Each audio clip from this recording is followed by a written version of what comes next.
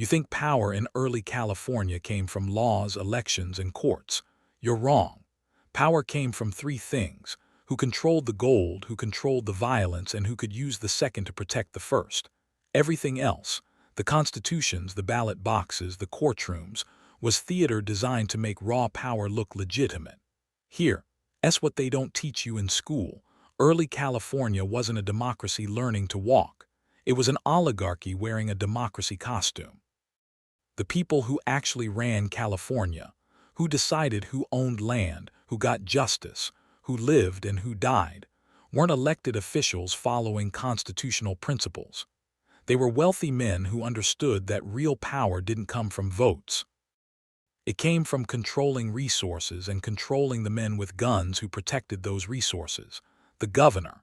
He mattered less than the richest merchant in San Francisco who funded the Vigilance Committee. The courts.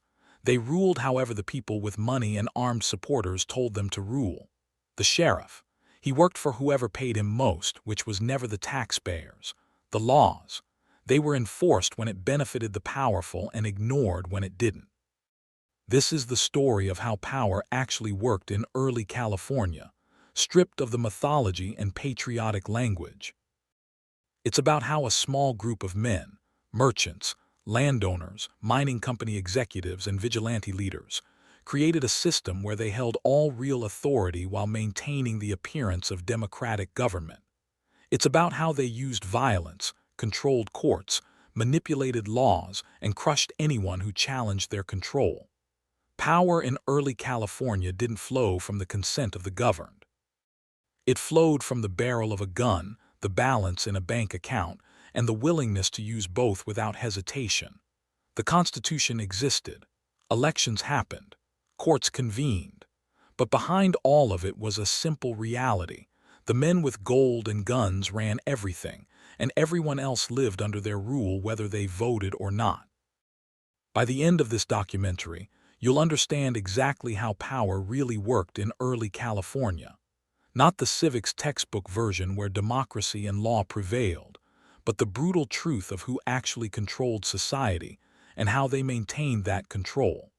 You'll see that what looked like chaos and lawlessness was actually a very effective system of power, just not the one that got written into the history books. To understand how power really worked in early California, you need to understand the specific conditions that made traditional power structures impossible and created opportunities for a new kind of control.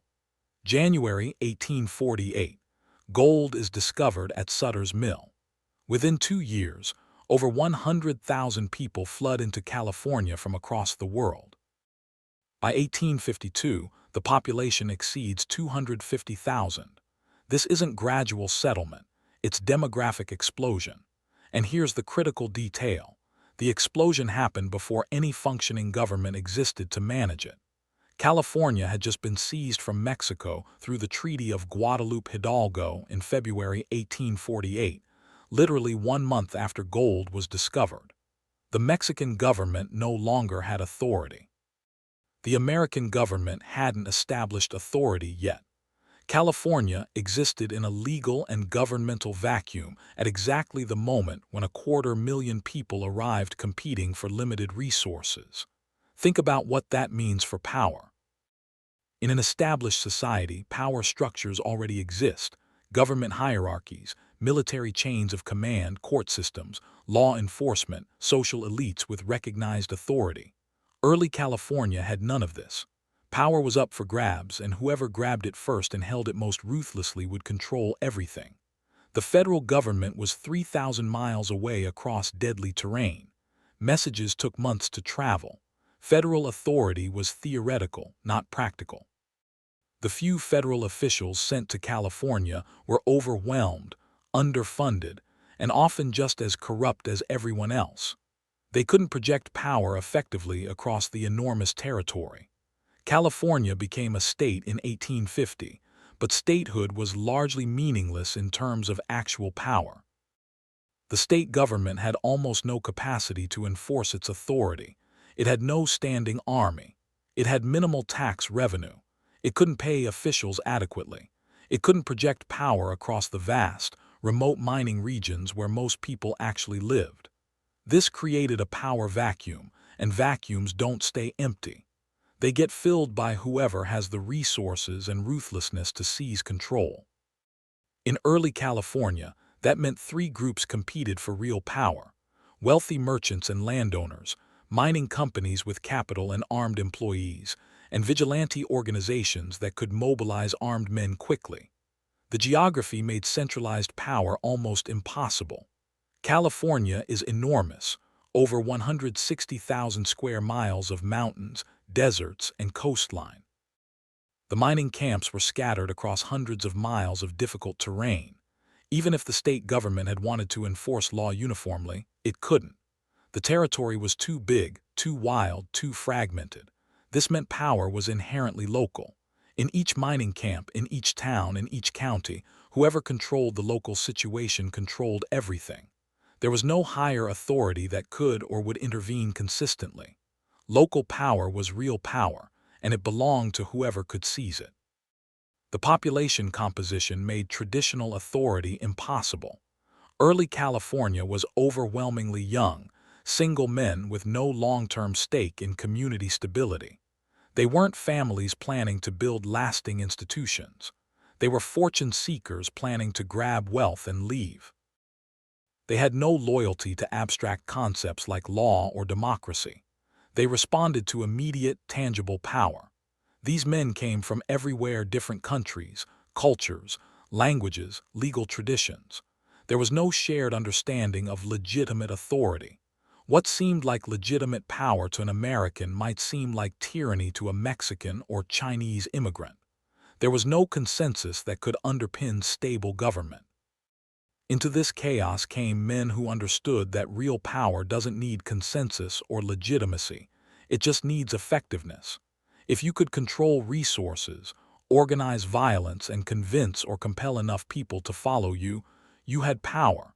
Everything else was negotiable. The economic structure created specific power dynamics. The real wealth in California wasn't being made by individual miners panning for gold. It was being made by the people who sold supplies to miners, who bought miners gold, who owned large-scale mining operations, who controlled land and water rights, who ran the banks. These people accumulated capital, and capital became power. Money bought influence. Money hired armed men. Money bribed officials. Money funded political campaigns. Money controlled newspapers. The wealthy could translate economic power into political and military power, while poor miners couldn't. The system naturally concentrated power in the hands of those with capital. This was the setup: a massive territory with no effective central government, a transient population with no shared values, local power vacuums, and enormous wealth being generated and concentrated in the hands of a small elite. It was perfectly designed for power to flow to whoever could combine wealth and violence most effectively. And that's exactly what happened. Early California wasn't governed by law and democracy. It was controlled by oligarchs who understood that real power came from controlling gold and guns, not votes and documents. The daily reality of survival in early California revealed how power worked at its most basic level. Whoever controlled necessities controlled people, and law had nothing to do with it. You needed a place to live. In a society where power comes from law, property rights are clear, disputes are resolved by courts, and government ensures fair access. In early California, housing and land were controlled by whoever had the power to claim and hold them, regardless of legal niceties. In San Francisco, powerful landlords controlled most available housing and charged whatever they wanted because they could. They didn't need legal title if they had the men to defend their claims. Rent for a space on a boarding house floor, not a room, not a bed, just floor space, could cost $10 per night because the landlord had power and you didn't. You couldn't appeal to government for help because the landlords often were the government. The city council members owned properties. They wrote laws to protect their interests. They used their official power to legitimize their economic power. That's how power worked. Those who controlled resources used government to formalize their control. In mining camps, land ownership was determined by who got there first and who could defend their claim with force. The so-called miners' courts that supposedly brought democracy to property disputes were actually just whoever could gather the most armed supporters. If you had 20 men backing you, you won the dispute. If you had 5, you lost. That's not law, that's organized force pretending to be law. And the men with more supporters were usually those with more money to hire them or more social connections to mobilize them. Power determined property rights, then used legal language to make it seem legitimate. Water access showed power dynamics even more clearly. Water was essential for mining and for life. Whoever controlled water controlled everything downstream. Large operations with capital would divert entire rivers, build massive dams, and sell water at whatever price they set. Individual miners had no recourse. They couldn't compete with the capital and labor that large operations could deploy. They couldn't appeal to government because the large operations often controlled local government. They couldn't use the courts because courts ruled in favor of whoever had more lawyers and bribes. Power determined who got water, and law just formalized that power. The hydraulic mining companies exemplified this perfectly. They would blast entire hillsides, sending millions of tons of sediment into rivers, destroying farmland and water supplies for hundreds of miles downstream. Farmers sued. The farmers had legitimate legal claims. The mining was causing demonstrable harm. But the mining companies had power. They had money for lawyers. They had connections with judges. They employed hundreds of men and could threaten violence if needed. They bribed legislators. The legal battles went on for decades, and during all that time, the mining companies kept operating because they had the power to ignore legal challenges. Eventually, in 1884, the Sawyer decision restricted hydraulic mining. But notice, it took decades of legal battles before power shifted enough for law to matter. Power came first. Law followed if power allowed it. Food and supply distribution demonstrated how power worked economically. A handful of merchants controlled most of the supply chains into California. They could fix prices, create artificial scarcity, and extract enormous profits because they had market power and no one could challenge them. In a society governed by law, antitrust regulations would prevent this. In early California, there were no effective regulations because the merchants controlled the politicians who'd write those regulations. The merchants had the power, so they set the rules to benefit themselves. These weren't free markets. They were controlled markets where those with economic power dictated terms to those without. And when miners complained or tried to organize against price gouging, the merchants would use their connections to law enforcement to suppress dissent.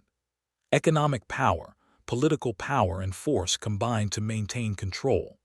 The daily survival reality proved a fundamental truth about power in early California. It didn't come from elections or laws. It came from controlling the things people needed to survive. Whoever controlled land, water, housing, food, and supplies had power over everyone who needed those things. They could set prices, set terms, and enforce their will because they controlled access to necessities. Government and law existed, but they were tools the powerful used to formalize and legitimize their control. The law said you owned your mining claim, but if someone with more power wanted it, the law meant nothing. The Constitution guaranteed rights, but if you couldn't enforce those rights through power, your own or someone else's, they were worthless. This was the daily lesson. Power in early California came from control of resources and the ability to defend that control through force or legal manipulation. Everything else was subordinate to that reality.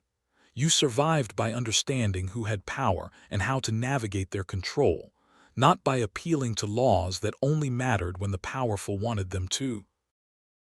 The economic systems in early California revealed how power worked through the control of wealth, labor, and the legal frameworks that governed both. Mining claims, supposedly the democratic foundation of the gold rush, actually demonstrated how power concentrated wealth. In theory, anyone could stake a claim and mine it. In practice, the best claims went to whoever had the power to take and hold them. Large mining companies with capital and hired labor could stake extensive claims, deploy technology like hydraulic mining that individuals couldn't afford, and use their economic and political power to defend those claims. Individual miners might find gold, but companies extracted vastly more because they had the power to operate at scale. When individual miners struck rich claims, they often didn't keep them long. Companies would challenge ownership through corrupt courts, use legal procedures to bankrupt miners with legal fees, or simply use force to drive miners off valuable claims.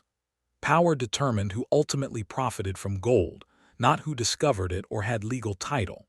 The miners' courts, presented in mythology as grassroots democracy, were actually mechanisms through which local power was exercised. These courts had no legal authority. They were assemblies where disputes were decided by majority vote of whoever showed up. But who showed up was determined by who had social connections, who could mobilize supporters, who had money to buy votes or drinks, and who had armed men to intimidate opposition.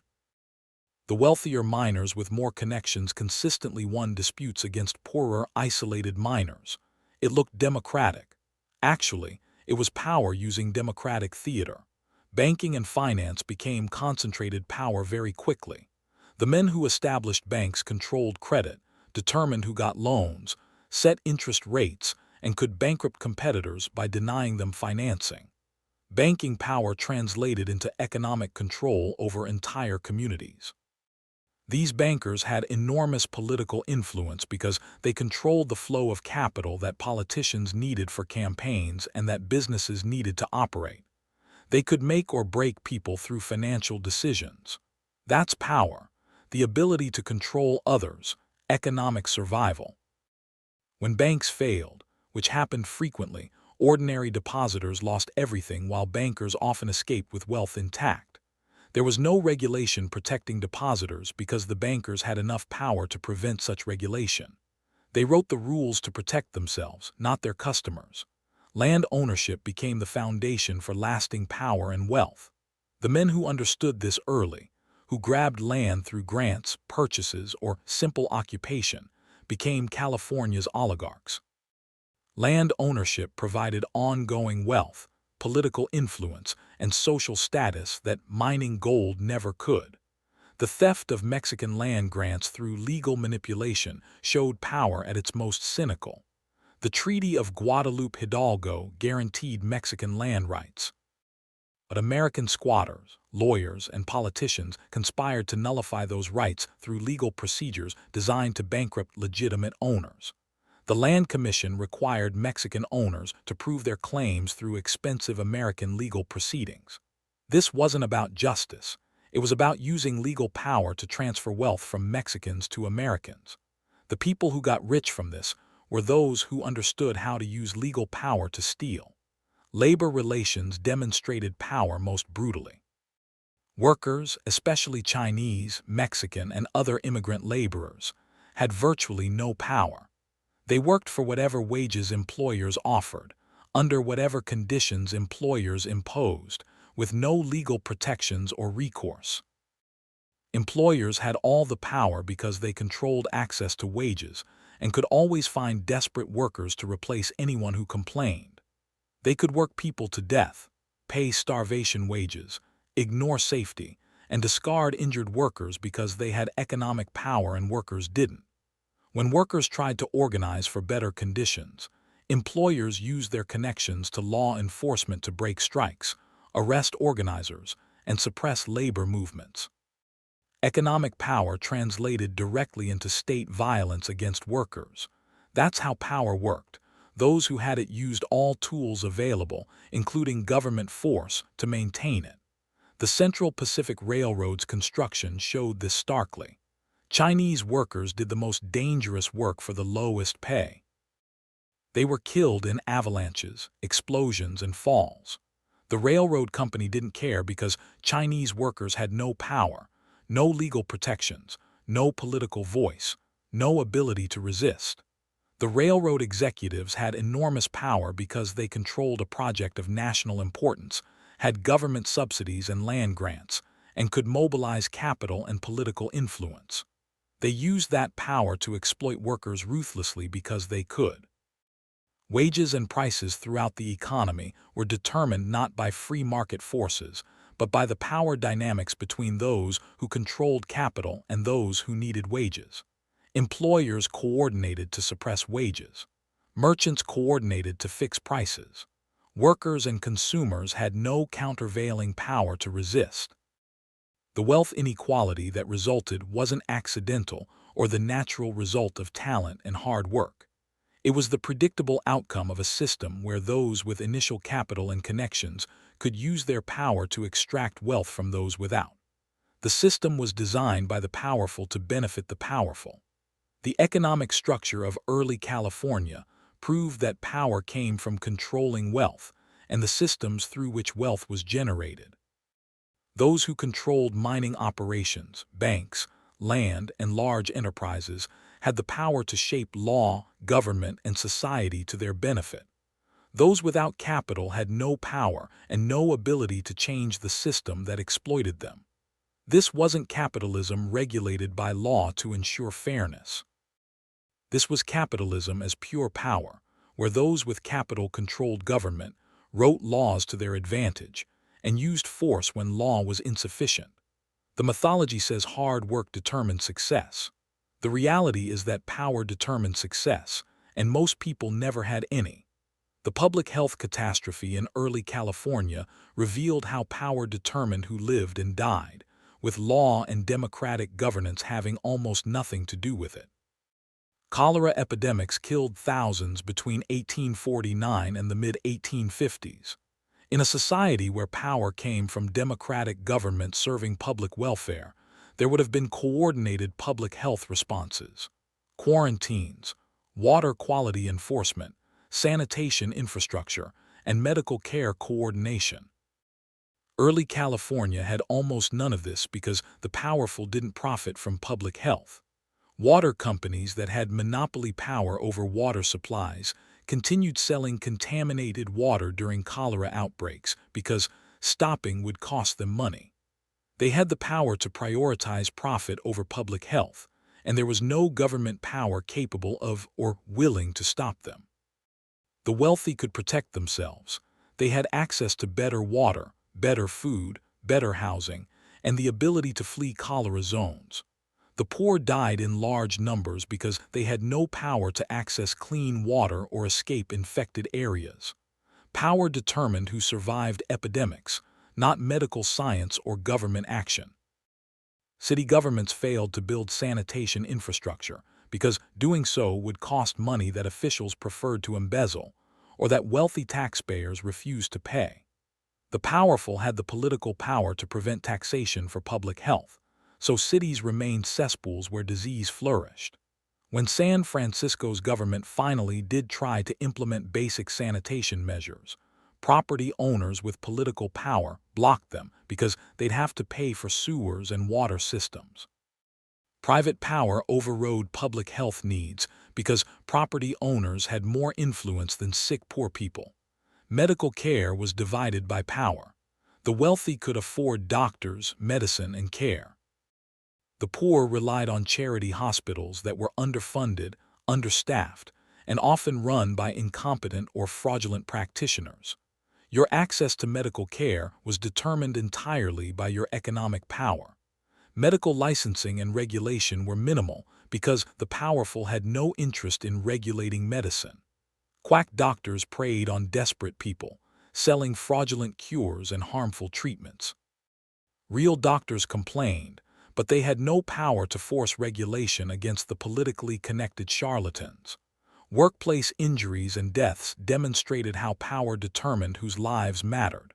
Mining companies, logging operations, and other dangerous industries killed and disabled thousands of workers.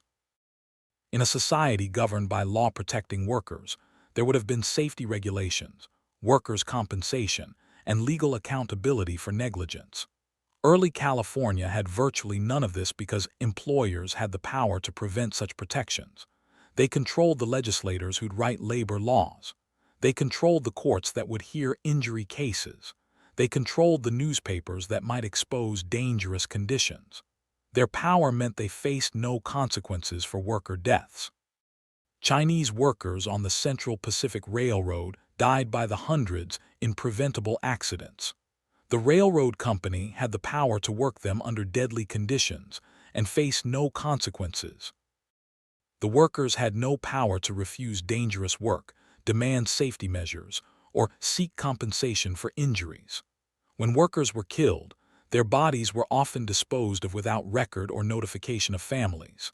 They were treated as disposable because they had no power, and the companies that killed them had all the power, economic, political, and legal. The mercury poisoning from mining operations showed how power determined whose health mattered.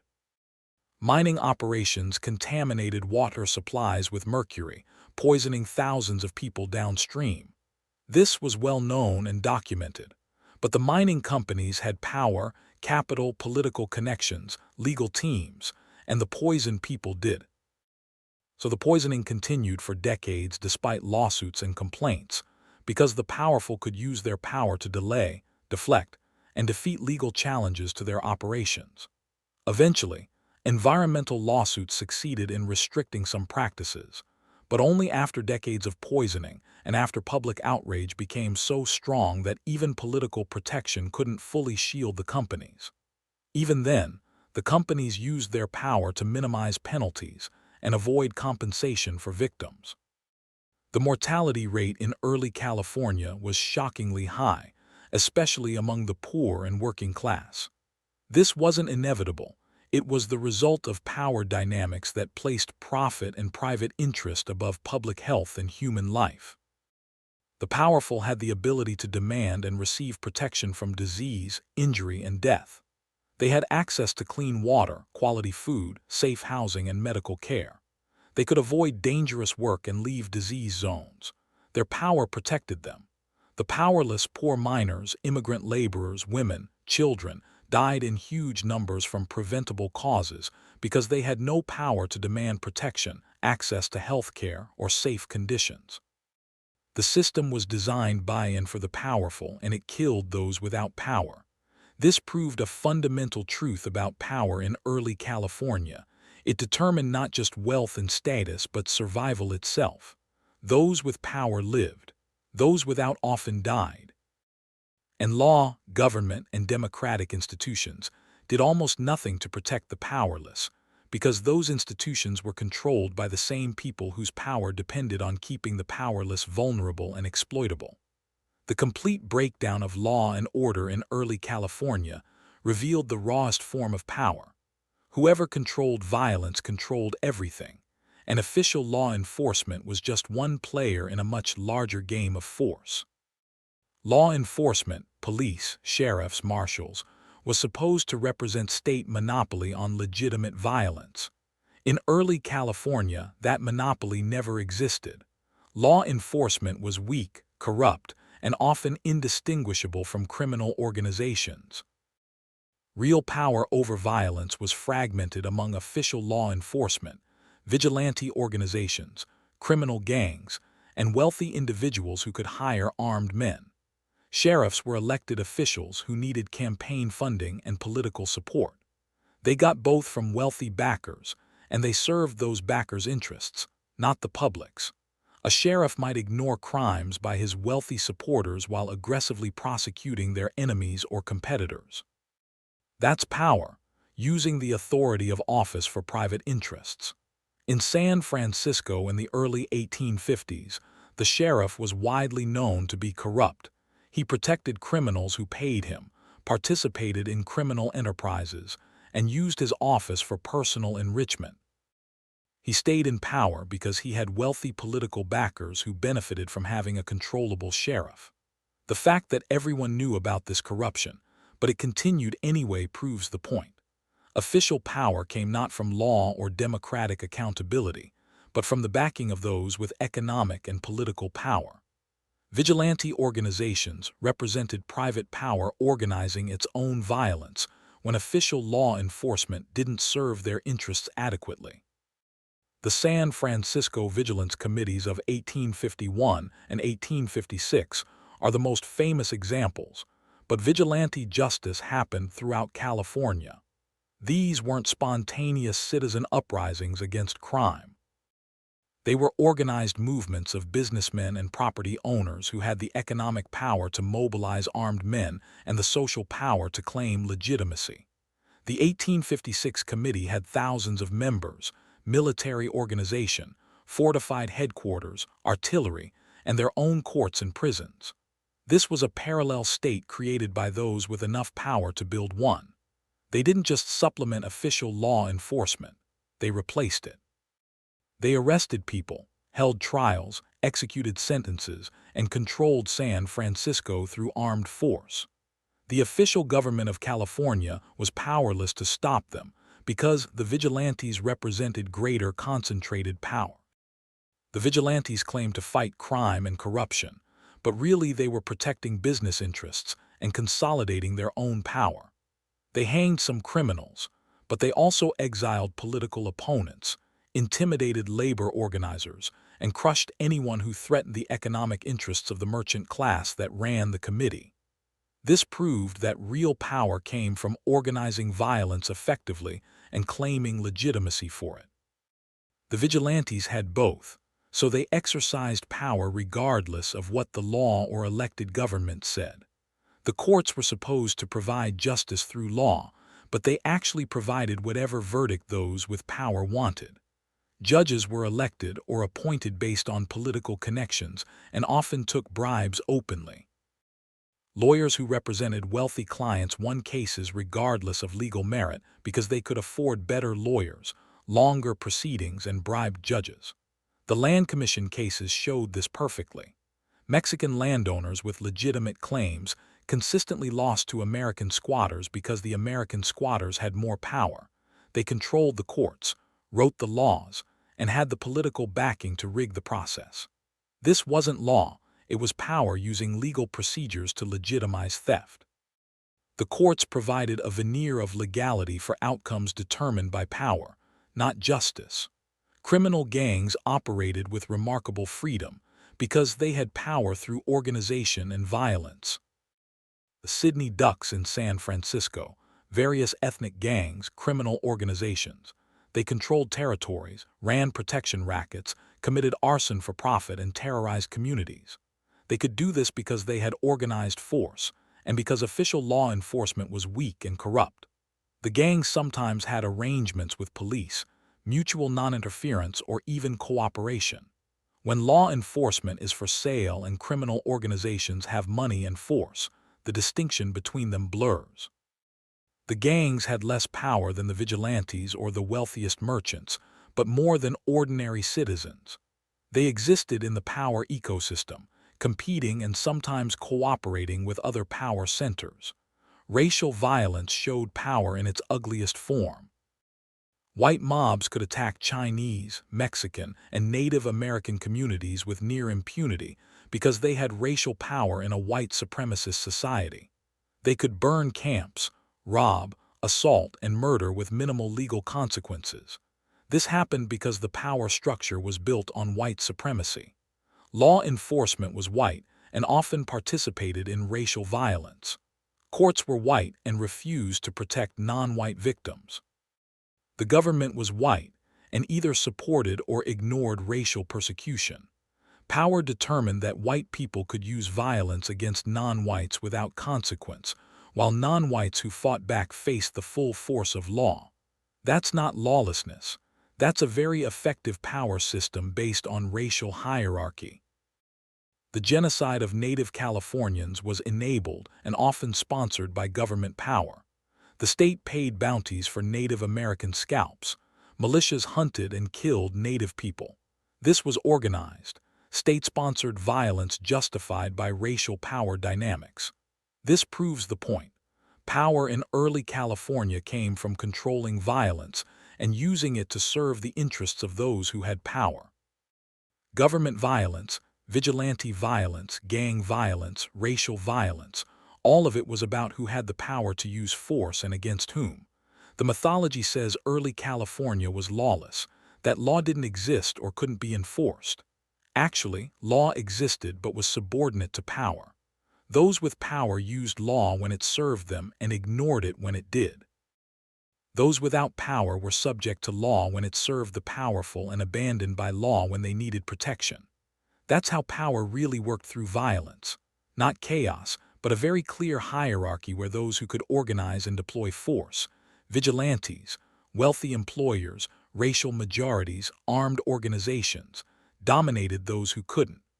Law enforcement was just one tool in that power system, not the sole legitimate authority over violence.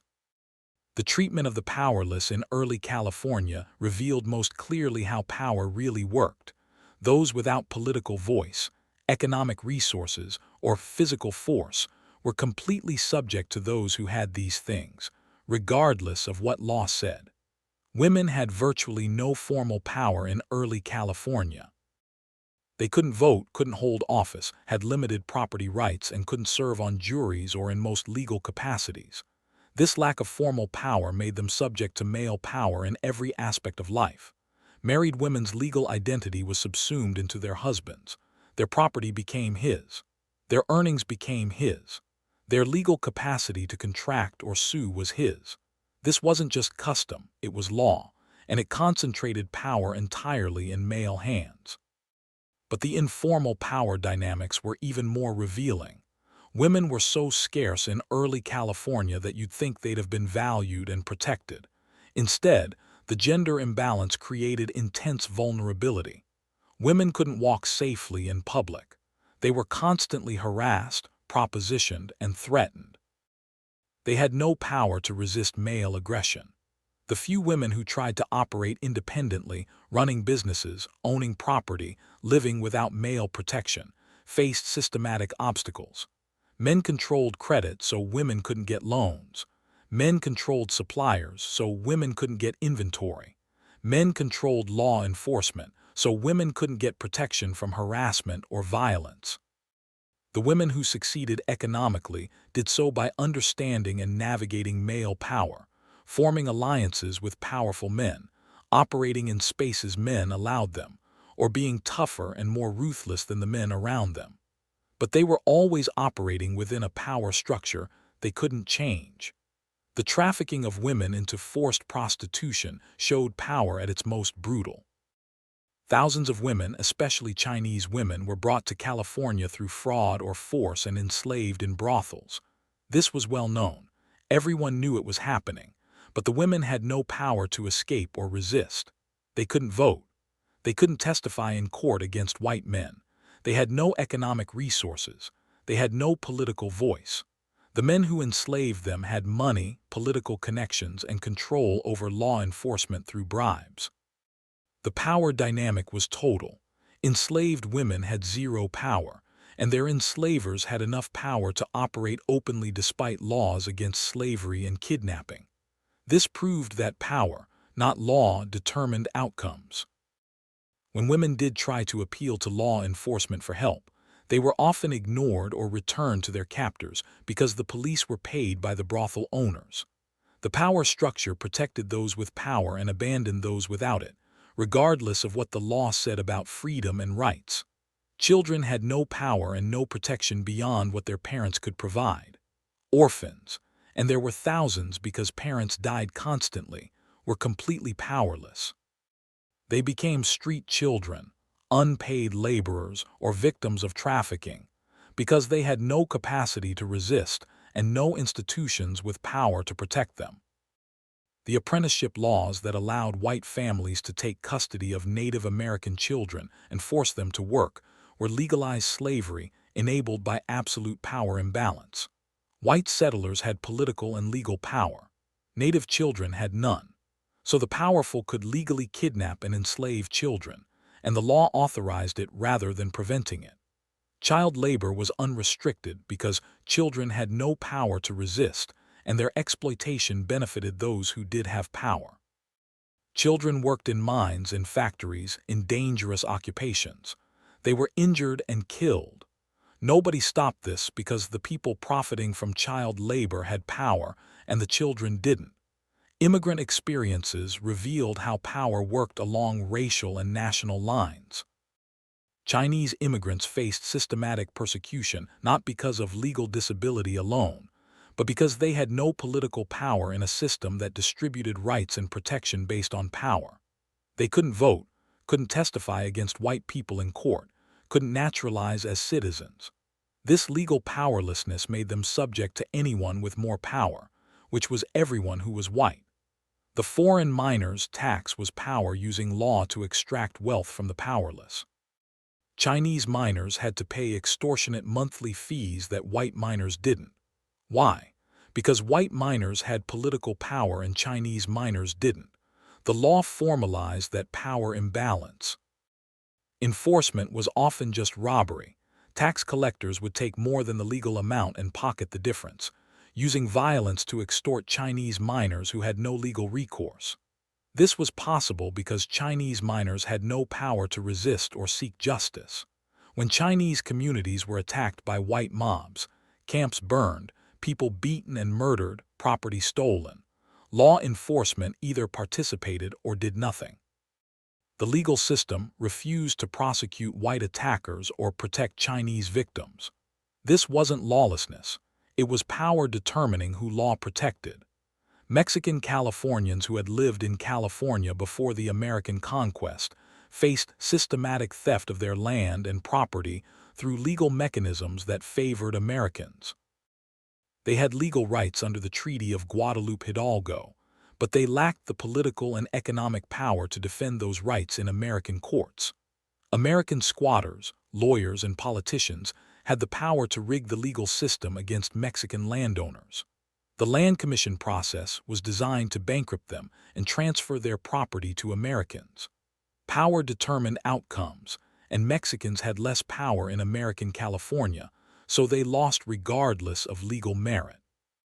Native Californians had the least power and suffered the worst persecution. They couldn't vote, couldn't testify, had no property rights whites had to respect, and faced genocide enabled and often sponsored by the state government.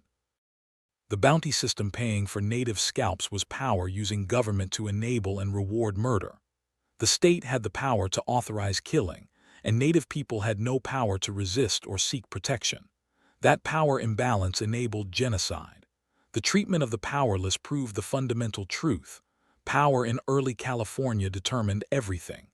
Those with power, white men with property, capital, and political connections, controlled the system and used law to formalize their control. Those without power, women, children, immigrants, racial minorities, were subject to exploitation, violence, and theft regardless of what law said about rights and protections. Law existed, but it served power. Rights existed on paper, but enforcing them required power that the powerless lacked. The system wasn't broken. It was working exactly as designed by those with power to maintain their power. The period from 1856 in San Francisco represents the moment when the real power structure of early California became most visible, stripping away all pretense that law and democratic government controlled anything. By 1856, San Francisco's official government was completely corrupt. The city council, the mayor, law enforcement, all were controlled by political machines that used government for private enrichment and to serve powerful business interests. This wasn't a secret. It was obvious to everyone. But the corruption continued because those in official power had backing from those with real power: wealthy businessmen who benefited from controllable politicians, criminal organizations that had arrangements with police, and political bosses who could deliver votes and control patronage. Then James King of William, a newspaper editor, was murdered by James Casey, a corrupt politician King had been exposing. Casey was arrested and jailed, but there was real fear the corrupt courts would acquit him. Within days, the Vigilance Committee of 1856 organized with thousands of members. This wasn't a spontaneous citizen reaction. It was organized by San Francisco's business elite, the wealthy merchants and businessmen who had the social power, the economic resources, and the organizational capacity to create a parallel government. The committee built Fort Gunnebags, a fortified headquarters with artillery. They organized thousands of men into military units with uniforms and weapons. They had their own treasury, their own communications system, their own courts and prisons. This was a state within a state, created by those with enough power to build one.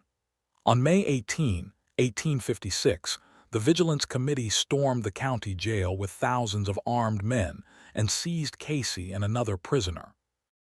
The official government of California, the sheriff, the governor, the state militia, could do nothing to stop them.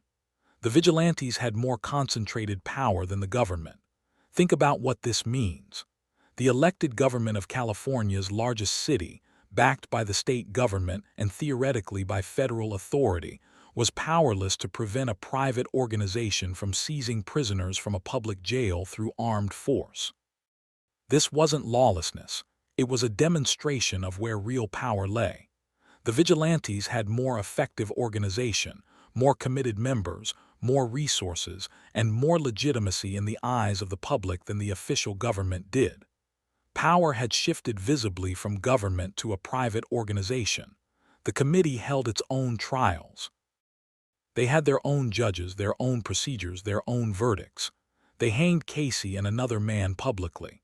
The message was clear. We have the power to execute people and the government cannot stop us. Over the following months, the committee ruled San Francisco. They arrested dozens, held trials, hanged 4 men, whipped several, and exiled about 30 through forced deportation. They controlled who could operate businesses in San Francisco. They determined who was allowed to live in the city and who had to leave. They were the government in everything but name. The official state government was impotent. Governor Johnson tried to call up the state militia to suppress the vigilantes. The militia refused. Many militiamen were themselves vigilante members or sympathized with the committee. The governor tried to appeal to federal authorities. They declined to intervene. This was the moment that proved how power really worked. The people with real power, the wealthy businessmen who organized and funded the committee, who could mobilize thousands of armed men who had social legitimacy and public support, controlled California, not the elected officials or the government institutions or the legal system. The official government existed, but it was a shell. The real power was with the committee, and everyone knew it. When the committee finally disbanded in August 1856, it wasn't because the government forced them to. It was because they'd accomplished their goals and chose to return apparent power to the official government. But the lesson was clear. Official power, elections, laws, government office, mattered only when those with real power allowed it to matter. When the powerful decided official government wasn't serving their interests, they could create their own government and rule through it. This wasn't a failure of government. It was a demonstration that government in early California was always subordinate to the real power structure.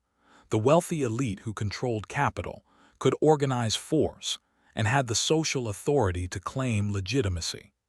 The 1856 Vigilance Committee was the darkest moment because it stripped away all pretense. There was no hiding behind legal procedures or democratic processes or constitutional authority. It was raw power, openly displayed. We have more guns, more men, more money, and more public support than the government, so we rule. And they did rule. That's how power really worked in early California. The difference between how power worked in early California and how it works in modern California reveals how much has changed and what had to be built to create that change. Then, power came from controlling wealth and violence.